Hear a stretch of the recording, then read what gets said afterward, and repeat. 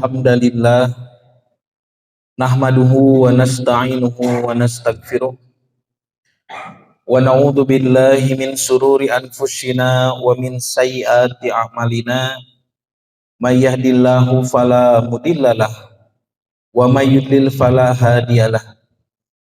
Asyhadu an la ilaha illallah wahdahu la syarikalah wa asyhadu anna Muhammadan abduhu wa rasuluhu alladzi la nabiyya ba'dah, amma ba'du. Para hadirin Bapak dan Ibu yang dirahmati Allah, puji dan syukur kehadirat Allah yang Maha Ghafur. Kita bisa dipertemukan kembali dalam keadaan sehat walafiat, sehat yang mudah digunakan untuk ibadah di Masjid Al-Muhajirin yang kita cintai ini. Mudah-mudahan apa yang kita laksanakan menjadi salah satu di antara bentuk syukur kita kepada Allah, terutama atas akal pikiran yang diberikan kita gunakan untuk mengkaji ilmu Allah. Bapak dan Ibu yang dirahmati Allah, pada kesempatan kali ini saya mohon izin membahas tentang ayat ketiga di surah Al-Kautsar, banyak yang jarang dibahas. Ya, paminuju kurban nu dibahas nanti. A'udzubillahi minasyaitonirrajim. Bismillahirrahmanirrahim. Inna a'tainaka kautsar fasholli lirabbika wanhar. Itu banyak. Sungguh kami telah memberikanmu nikmat yang sangat banyak. Kautsar itu Pak, dari kata kasrun itu artinya banyak. Tambahan wau kautsar eta teh tina banyak mun diurang janten banyak gitu banyak. Sami tah tambahan wau. Pami enak janten enak gitu Pak. Ya. Menunjukkan makna superlatif, makna yang lebih gitu Pak. Nah, kami sudah memberikan kepadamu nikmat yang banyak. Fasholli li rabbika wanhar, maka sholatlah bagi Tuhanmu dan menyembelihlah. Nahar disebut menyembelih karena menyembelih disebut nahar karena dari kata naharo itu arti asalnya mengalir banyak. Makanya sungai disebut nahar gitunya, atau sungai-sungai itu disebut anhar, mengalir. Nah, sembelihan disebut mengalir karena ketika Bapak menyembelih itu mengalirkan darah. Nah, bagaimana ayat ketiganya Bapak Ibu? Inna syani'aka wal abtar. Apa maksudnya itu? Nah, kita bahas ya, insyaallah. Ini ayat ketiga di surah Al-Kautsar itu adalah tentang konsep al-abtar. Nah, apa itu abtar? Nah, sering diartikan putus begitu ya. Inna syani'aka, sesungguhnya orang yang menghina kamu itu Muhammad, wal abtar, dialah yang terputus. Padahal putus itu dalam bahasa Arab biasanya pakai kata kotoa, banyak kotoa, maktu. Nah, itu adalah putus. Misalkan Nabi bersabda, la yadkhulul jannata qati'un, tidak akan masuk surga pemutus. Terus yakni qati'a rohimin, pemutus silaturahim. Kan itu terputus tuh qat'un banyak. Tapi ini lafadznya bukan qat'un, melainkan abtarun. Apa itu abtar? Gitu banyak. Mohon.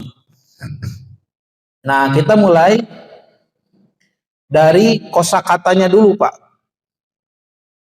Seorang ahli tafsir, ulama ahli tafsir yang terkenal, yaitu Imam Al-Marughi yang menulis tafsir Al-Marughi, menjelaskan kata al-abtar, makna asalnya adalah binatang yang putus ekornya gitu Pak.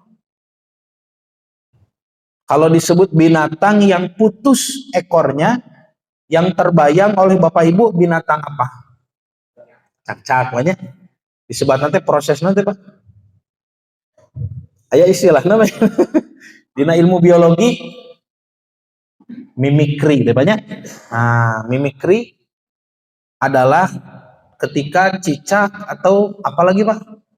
Kadal banyak. Itu kemampuan untuk mengelabui musuh banyak.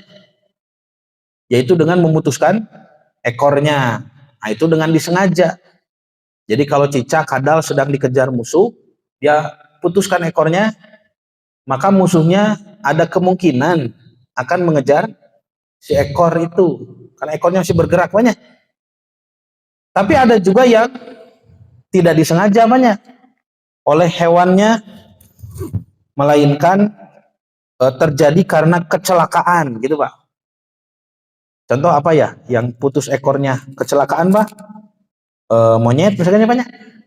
Eta mah ditek-tek ku tukang dogerna. Doger monyet banyak. Bapak uningan doger monyet. Topeng monyet ya. Kan suka ada yang monyetnya diputus ekornya begitu ya. Nah, itu monyet, Pak. Intinya kata asal dari abetar adalah merujuk pada binatang sebetulnya. Yang mana binatang itu ekornya terputus. Nah, secara istilah di dalam Al-Qur'an surah Al-Kautsar, inna atoina kal kautsar,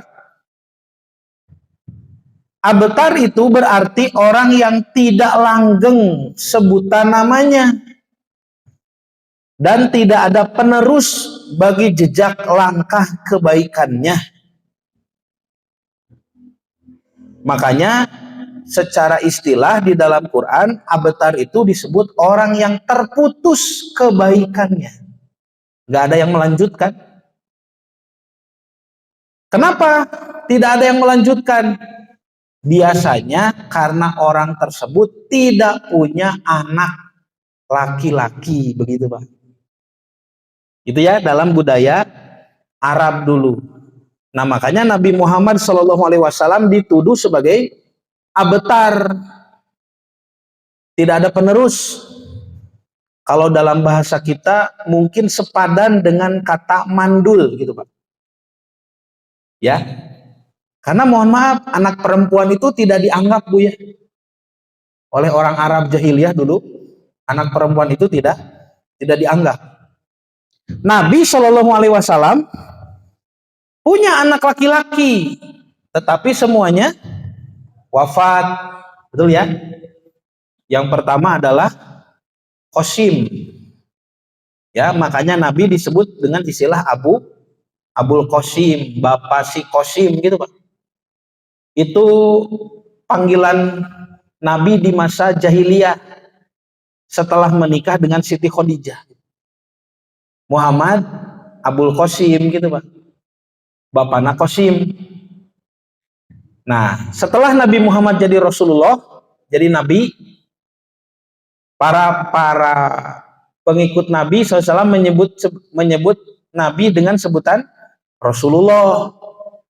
Tapi masih ada yang menyebut Abul Qasim. Siapa itu? Orang Yahudi banyak. Nah, orang Yahudi mah karena iri, dengki, hasud kepada Nabi, tidak menghormati Nabi sebagai Rasulullah, tidak. Kalau datang kepada Nabi menyebutnya, ya Abul Qasim, Bapak si Qasim, gitu Pak. Jangan ditiru begitu.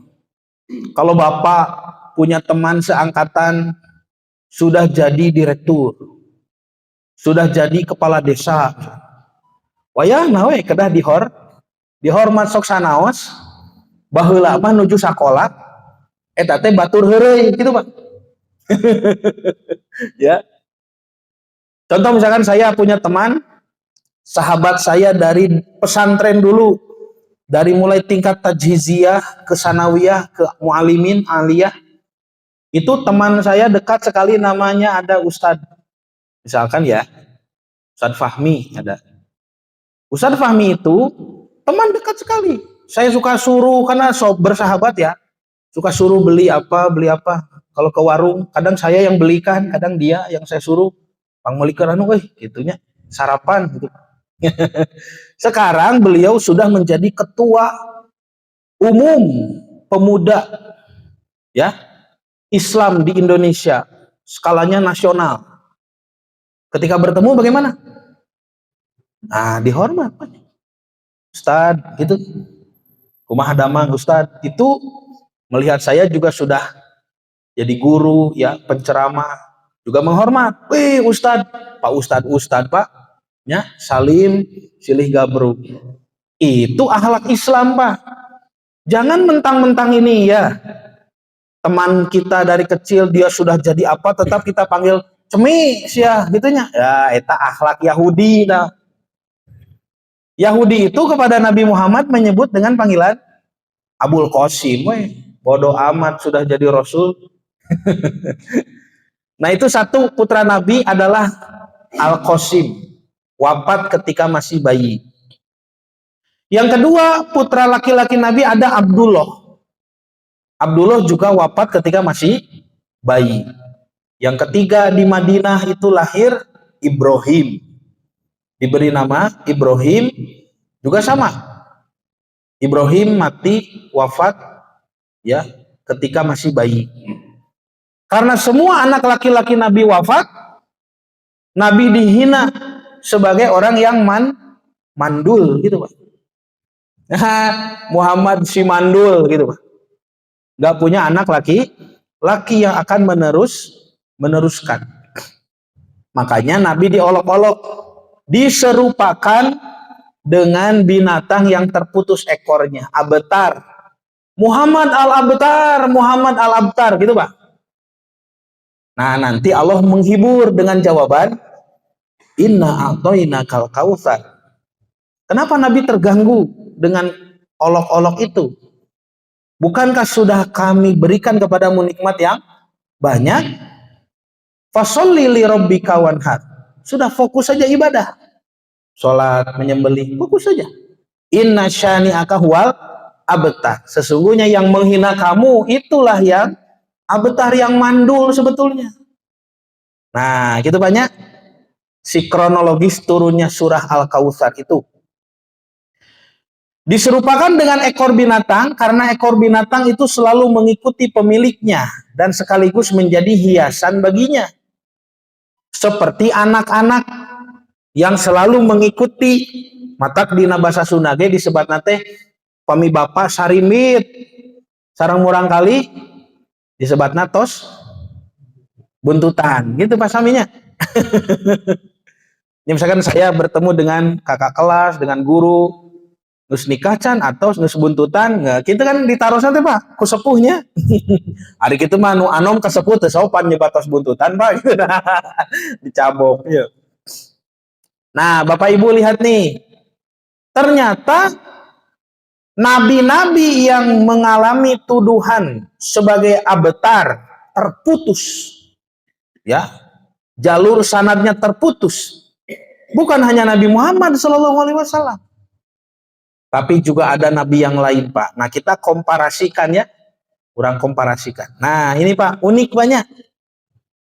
Nih Nabi Muhammad SAW Pak, nasabnya ke atas masih ada, yaitu Muhammad bin Abdillah bin Abdul Muthalib bin Hashim. Jadi bapak Nabi kan Abdullah, kakeknya Abdul Muthalib. Hashim itu berarti apa? Buyut Pak gitu Pak. Uniknya Pak, Hashim ini nanti menikah dengan perempuan namanya Salma. Salma binti Amr. Itu orang Yahudi Madinah. Dari Yahudi Banu Najjar. Ya, itu nanti Bapak bisa cek di dalam kitab-kitab tarikh seperti Tarikh At-Tabari. Jadi Nabi Muhammad SAW itu punya nenek buyut seorang Yahudi dari Banu Najjar, dari Madinah. Makanya disebut Banu Hashim. Di Mekah ini terkenal apa? Banu Hashim, karena berbeda dari yang lain.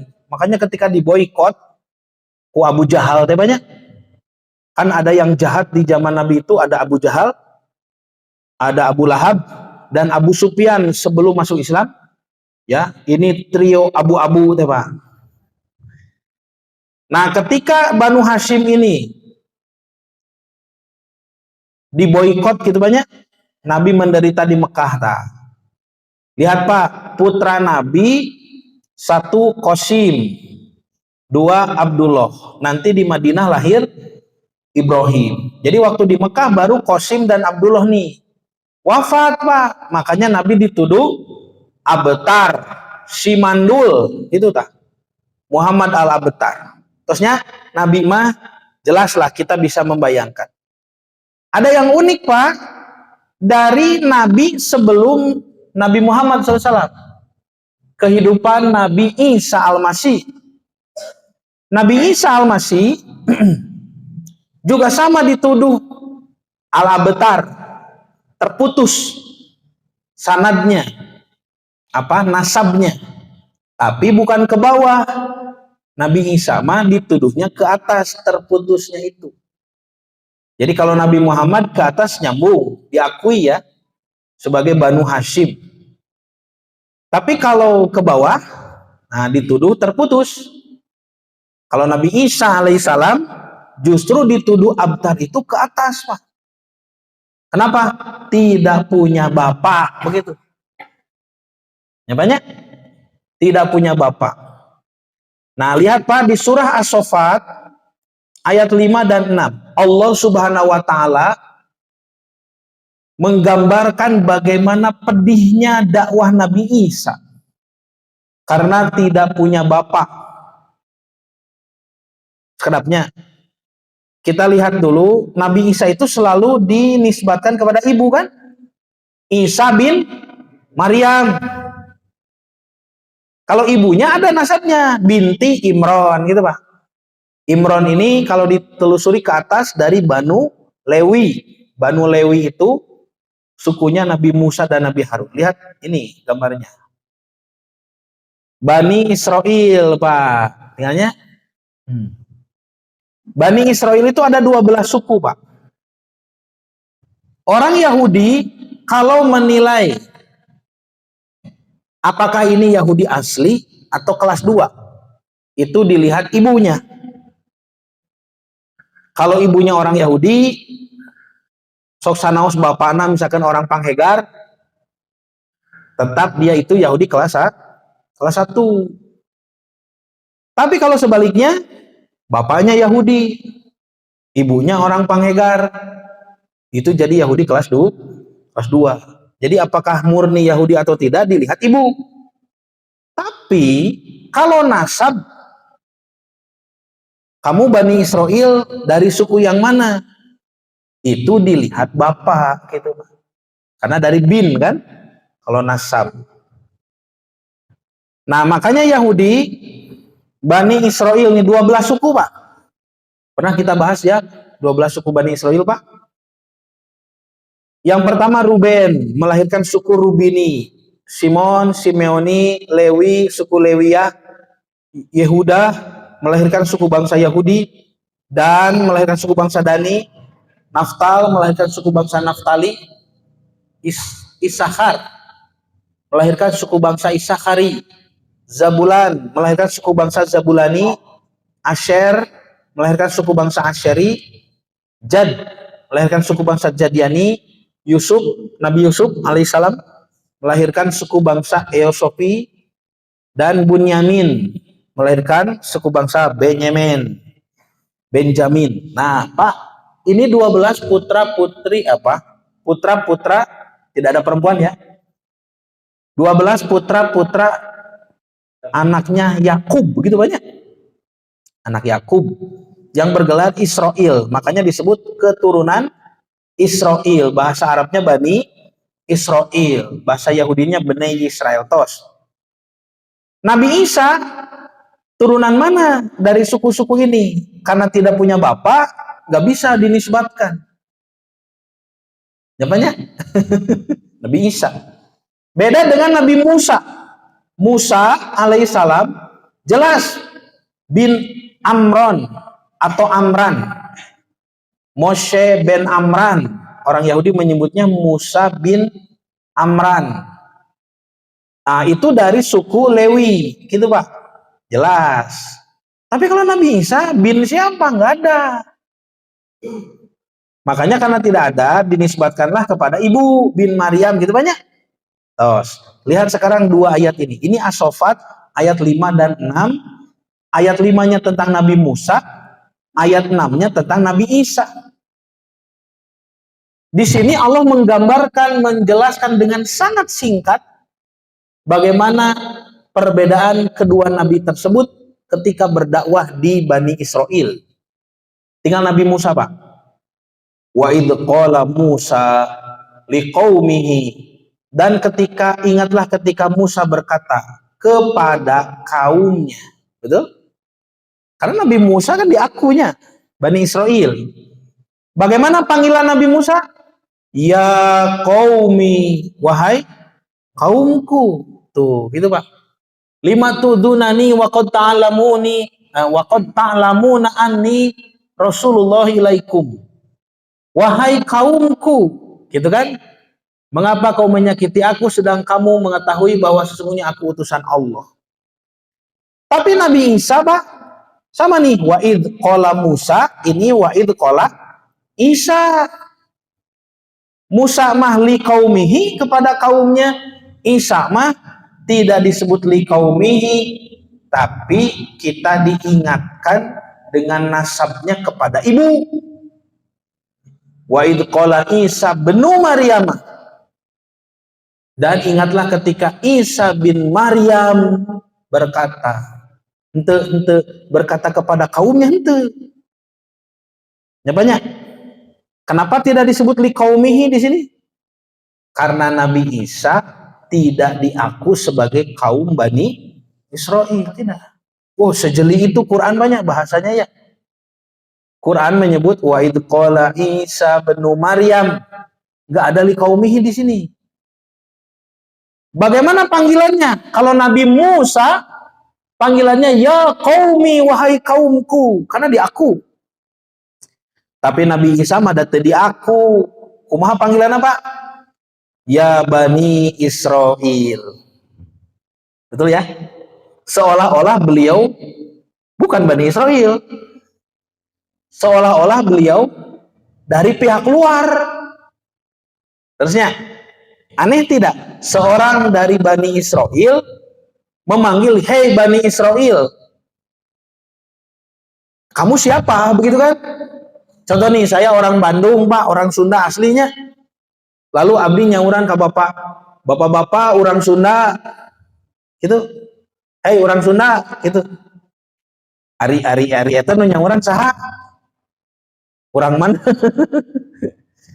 Jadi lihat Pak, kehebatan Quran dalam menyajikannya Pak, kosakata ayat mewakili bagaimana kondisi Nabi Musa dan Nabi Isa itu berdakwah dalam situasi yang berbeda. Nabi Musa mah diterima Pak, makanya menyebut wa idh qala Musa liqaumihi, dan ingatlah ketika Musa berkata kepada kaumnya. Ucapannya pun ya qaumi, wahai kaumku. Tapi Nabi Isa tidak disebut kepada kaumnya. Wa idh qala Isa, nggak ada li qaumihi. Kenapa? Karena oleh kaumnya tidak diakui. Kenapa tidak diakui? Tidak punya bapak. Makanya kita diingatkan dengan nasabnya kepada ibu. Wa idh qala Isa benu Maryam, nggak ada li qaumihi. Lalu memanggil kaumnya dengan ungkapan ya Bani Israel, wahai Bani Israel. Jadi Nabi Isa semacam tahu diri begitu. Keun bae sok tadi aku mah. Nah dipanggil kita weh, mau disebut wahai kaumku, moal tadi aku kuring mah. Hei Bani Israel, gitu weh sok. Nah ini banyak. Duh, 2 ayat Pak, ini luar biasa Pak. Si kosakatanya itu menggambarkan situasi yang sebenarnya pada zamannya masing-masing. Terus Pak, nah ini sebagai bukti saja ya, orang Yahudi sampai sekarang menyebut Nabi Isa sebagai mamzer sampai hari ini. Mamzer teh naon? Anak jadah. Anak jadah teh naon Pak? Mohon, anak hasil perzinahan, channel di kalapaan, ngejenol eueuh bapaan. Contoh misalkan ini Rabi Yahudi, namanya Rabi Moshe, mohon maaf, Rabi ya Moshe ben Maimon menulis 8 kutukan. Coba Pak, kalau kita umat Islam mendengar nama Nabi, Nabi Isa, kita menyebut alaihi salam, betul ya? Didoakan kan? Baginya keselamatan. Kepada Nabi, seluruh Nabi, kecuali Nabi Muhammad, kita doakan sholawat dan salam keselamatan. Sholawat dan keselamatan. Sholawat salam. Tapi kalau Yahudi Pak menyebut Nabi Isa nih, Yesu Hanotsri, Isa orang Nazaret itu, ini mohon maaf ya, kalimatnya itu dalam buku aslinya berbunyi Shehuk Etmos. Shehuk Etmos itu artinya semoga tulangnya diremukan. Kita kanabi orang Yahudi. Wa min Israel, dia berasal dari orang Israel. Wa abuhu min Israel, dan ayahnya juga orang asing. Ya bapaan nih banyak. Karena orang Yahudi dan Nasrani percaya bahwa Siti Maryam itu dulu berzina. Nauzubillahimin dzalik. Quran menegaskan Maryam itu adalah perawan suci, begitu. Ibunya juga orang Israel, Maryam, karena dia keturunan orang Israel, turunan Imron tadi. Dan kami menyebutnya anak zina, mamzer, anak jadah, gitu Pak. Terusnya, nah itu penderitaan Nabi Isa Pak. Nabi Isa dituduh terputus ke atas nasabnya, anak jadah cenah mah. Kalau Nabi Muhammad terputus ke bawah, disebut si mandul, gitu Pak. Terus, nah ini tentang, kita kembali ke Nabi Muhammad SAW. Dari Ibnu Abbas, sahabat Nabi, sepupu Nabi, murid Nabi, nih Ibnu Abbas. Putra sulung Rasulullah SAW adalah Al-Qasim. Berarti cikal banyak tuh Al-Qasim, karena bapak itu dinisbatkan selalu kepada anak sulungnya. Abu, pami angau abu, itu dipakai anak sulung Pak. Mau laki-laki mau perempuan. Contoh bapak anak sulungnya siapa? Anak sulung bapak, misalkan Muhammad gitu ya. Berarti bapak namina teh Abu Muhammad. Kalau saya anak sulungnya perempuan Pak, Maryam. Jadi saya Abu Maryam.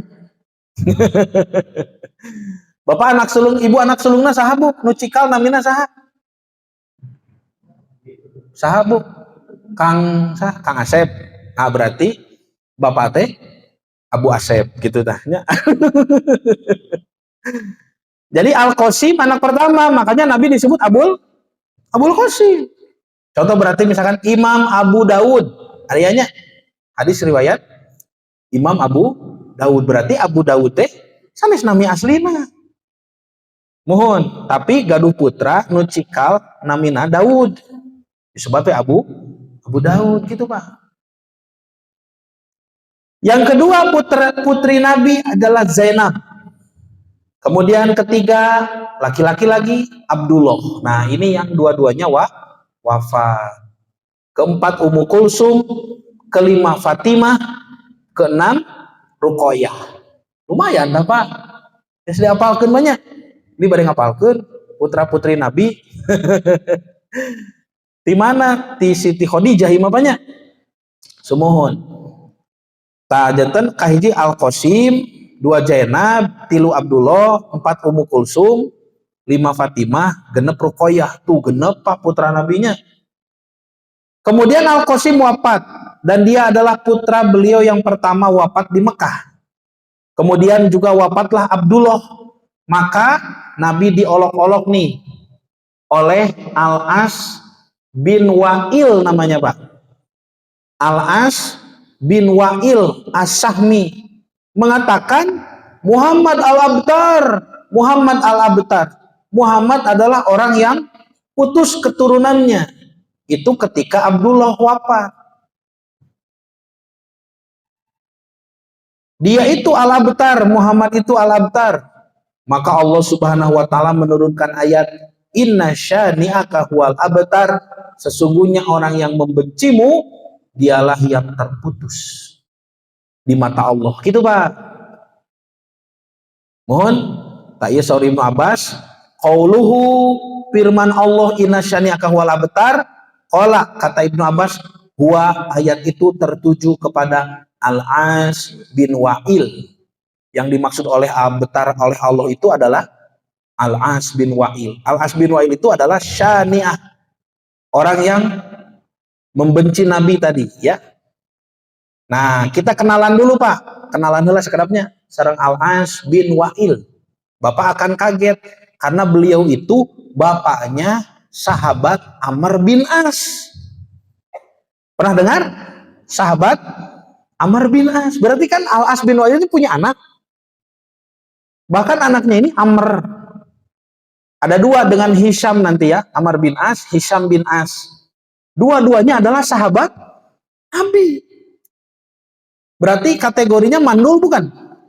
Bukan ya. Tapi Allah menyebut inna syani'aka huwal abtar. Ternyata Allah Subhanahu wa taala punya konsep mandul sendiri. Tidak sama dengan mandulnya manusia gitu Pak. Kalau manusia dianggap mandul, tidak punya putra. Allah bukan begitu. Ya, punya putra pun bisa dibilang mandul. Itulah Al-As bin Wa'il. Tapi Nabi Muhammad SAW tidak punya putra laki-laki. Tidak masuk kategori mandul. Karena anak itu bisa bukan hanya saja anak biologis, tapi juga bisa anak ideologis, murid, Pak. Ya, sahabat, pengikut itu bisa jadi anak. Makanya disebut ketika kita wafat, terputus seluruh amal, kecuali ilmu yang bermanfaat, sodakoh jariyah, dan anak soleh. Apa lapatnya? Waladun solihun yad'ulahu, anak soleh, pakai waladun kalimatnya. Kenapa bukan ibnun? Karena kalau ibnun anak kandung. Kalau waladun bisa anak biologis, bisa anak ideologis, bisa anak angkat, bisa anak yatim yang bapak urus semua. Asal dia soleh, mendoakan bapak ibu setelah wafat, maka bapak ibu tidak mandul karena ada yang melanjutkan kesolehan. Itu Pak. Al-As bin Wa'il ini dikenal dalam sirah Nabi, dalam tarikh sejarah Nabi, orang yang kehidupannya buruk, mengingkari Nabi, membenci Nabi, mengolok Nabi. Dia adalah mustahziun. Bapak Ibu suka baca ayat tentang mustahziun, orang yang mengolok. Iya panu tukang moyok Nabi.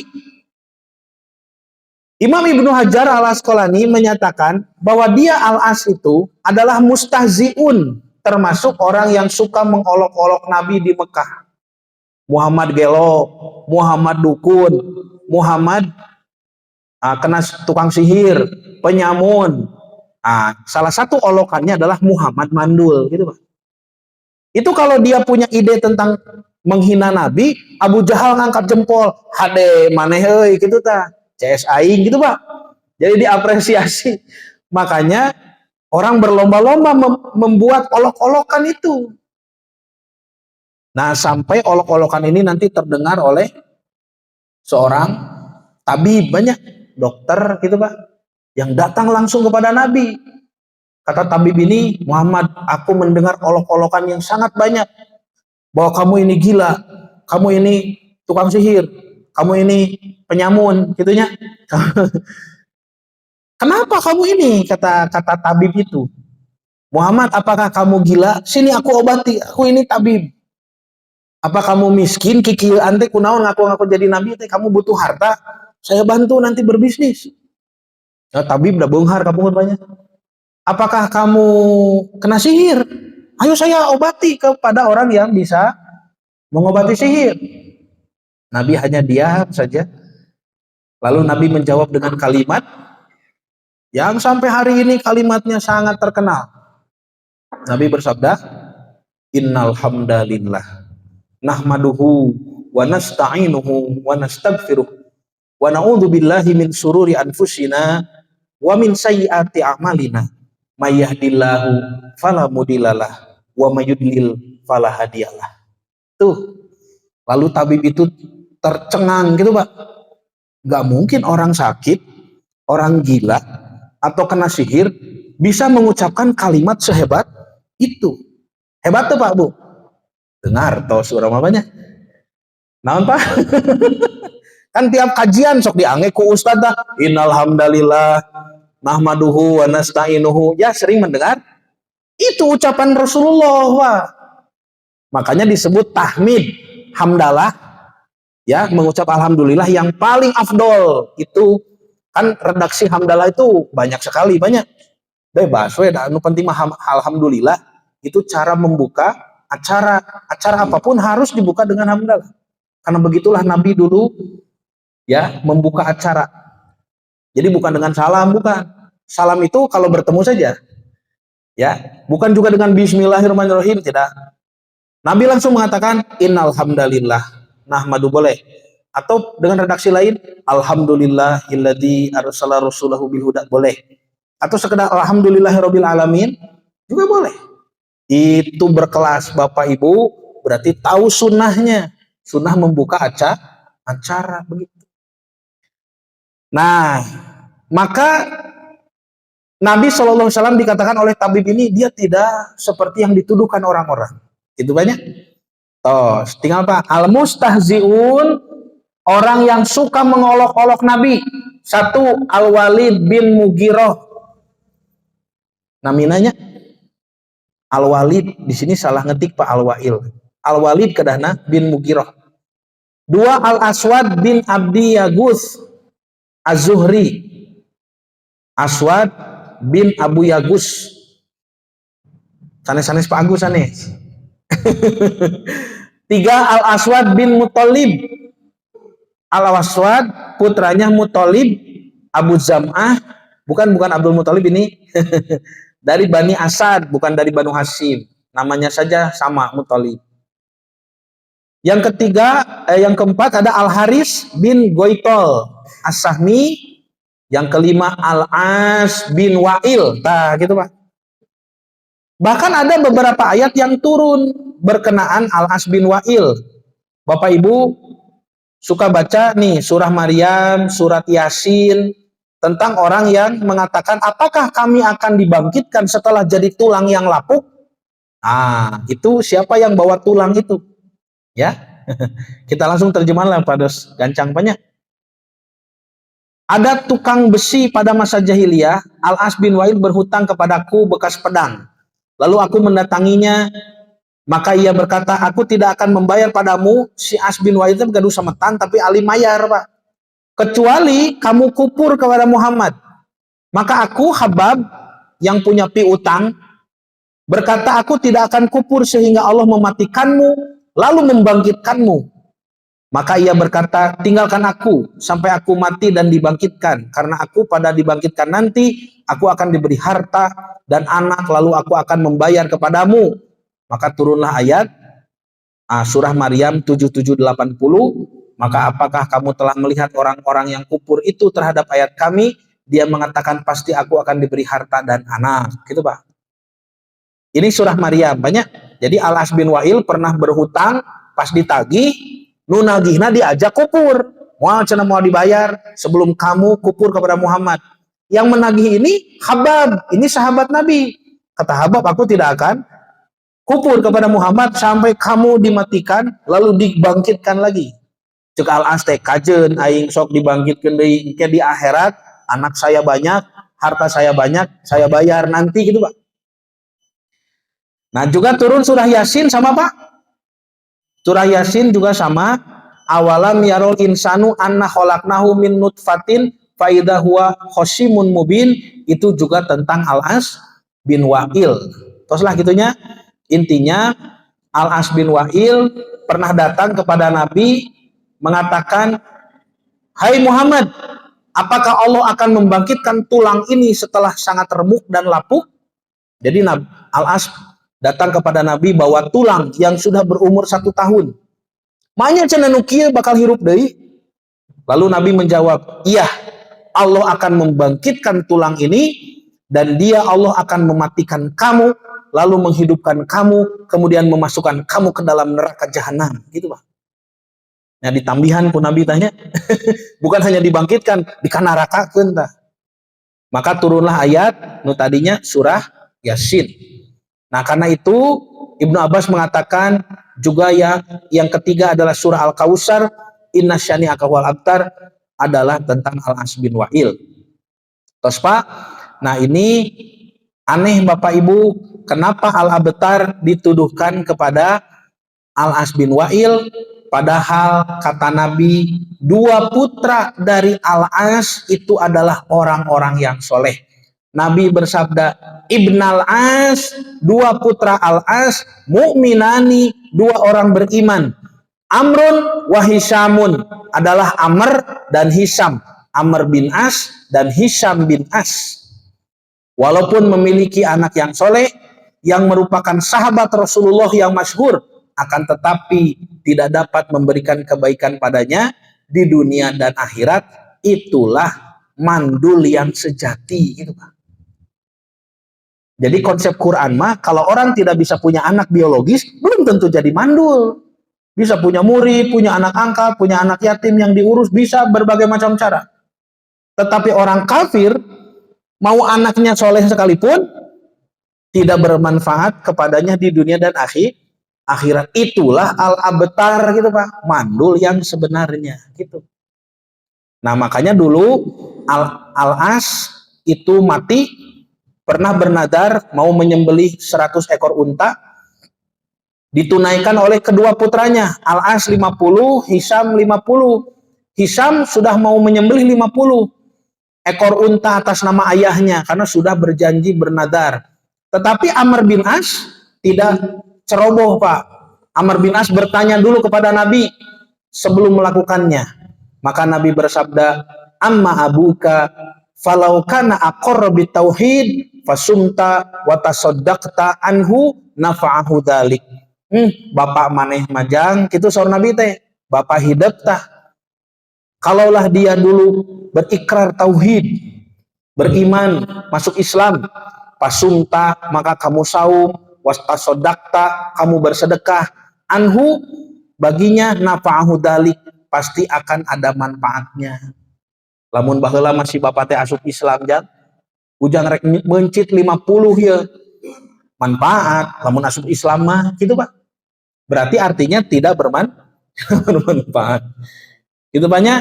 Nah, maka Al-As bin Wa'il ini menjadi ilmu bagi kita.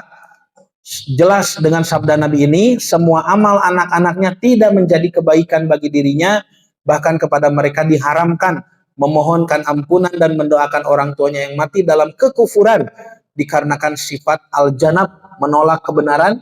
Mereka benar-benar mandul, tidak berkebaikan. Gitu Pak Bu. Jadi Al-Quran punya konsep mandul sendiri, bukan masalah punya anak biologis atau tidak, tetapi mandul di dalam Islam adalah orang yang tidak bermanfaat meskipun punya anak yang soleh. Amal solehnya tidak ada yang melanjutkan. Nauzubillahimin dzalik. Nah, sekian dulu ya Bapak Ibu yang bisa disampaikan. Mudah-mudahan menjadi tambahan ilmu yang bermanfaat, khususnya bagi saya sendiri, dan menjadikan motivasi beribadah kepada Allah semakin tinggi. Kita berdoa kepada Allah semoga anak cucu keturunan kita bisa melanjutkan amal soleh kita semua. Amin ya Allah ya Rabbal Alamin. Rabbana atina fid dunya hasanah wa fil akhirati hasanah wa qina adzabannar. Aqulu qauli hadza wa astaghfirullah li wa lakum. Wassalamualaikum warahmatullahi wabarakatuh.